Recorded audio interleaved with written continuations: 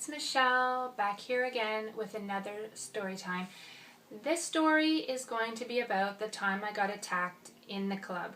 So if that sounds interesting to you, please keep watching. So let's just get right into it.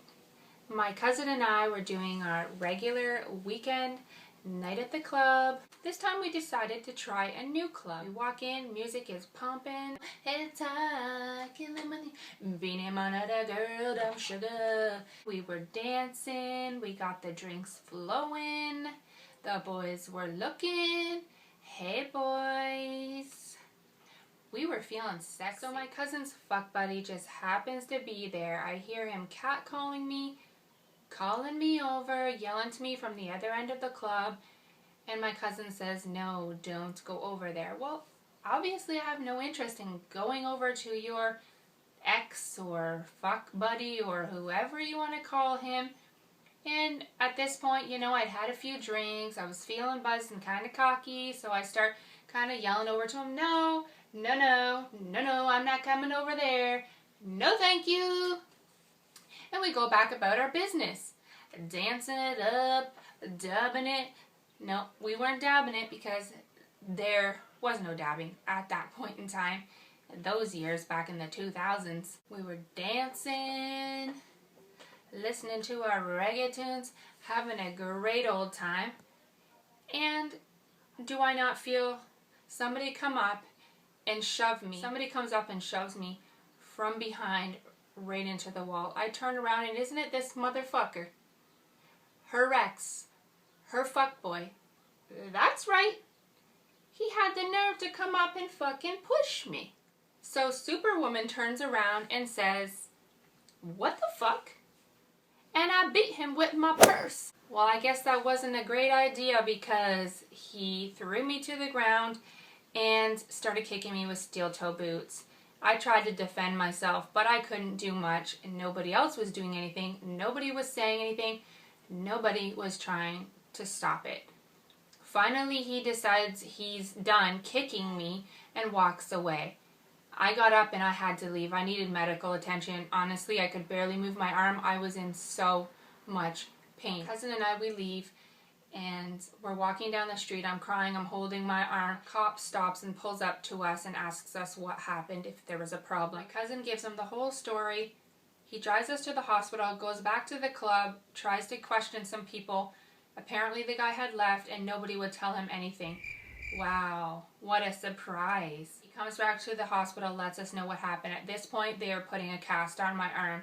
So it was pretty serious damage that he had done. He had broken my arm. My cousin at this point was not working, so she really had nothing going on and said she would help me and stay with me because I had my toddler son coming home in the morning and now I have a cast and I'm going to have to learn how to change his diapers and do everything in a cast. I mean, I'm sure it's possible, but you know, it's hard to do it by yourself. The next morning comes along, my son's dropped off, my son and I, we're all just chilling, watching some TV and whatever till after lunch, and then my son goes down for a nap. My cousin decides she wants to go and get the D. So she leaves. She says she's only going to be gone for a couple of hours. So whatever, I can't stop her. I'm not her boss. She goes. Comes time for supper and she's still not back. So I try messaging her just to see, okay, well, where are you? Are you still coming back? She's not answering. I call the phone. She's not answering. So I end up calling the house line of the guy's house that she's staying at. She doesn't answer. He answers. He is giving me attitude and saying, she doesn't have to come back and help you with your son and she's not leaving. So I'm basically just like, fuck you both then, and you know, it's my responsibility and I guess I'll have to do it on my own, and I manage. Fast forward to about a week later, I get a call from my cousin and the attacker has been showing up at her house and tells her not to testify. Because we had made a report, he was going to be charged, so obviously there was a court date. Now, my cousin ends up calling the police and telling them that he was only defending himself, that I attacked him. So now I have no witness. Basically, the cop said there's no point even taking it to court. I pretty much have no case. It's my word against his, and now she's on his side. That's lovely, fam. Yeah. She come to tell me as well that not only had he attacked me, but when he was staying at her house and she had a roommate, I guess him and the roommate, which was a female, got into it, and he ended up punching her in the face and locking her in the bathroom. So he had a history of beating women and anger issues. Of course, she failed to tell me that before telling me to mug him off in the club. Anyways, hopefully you enjoyed my short story of one of the crazy things that have happened in my life. Thanks so much for watching. Have an awesome day. Bye!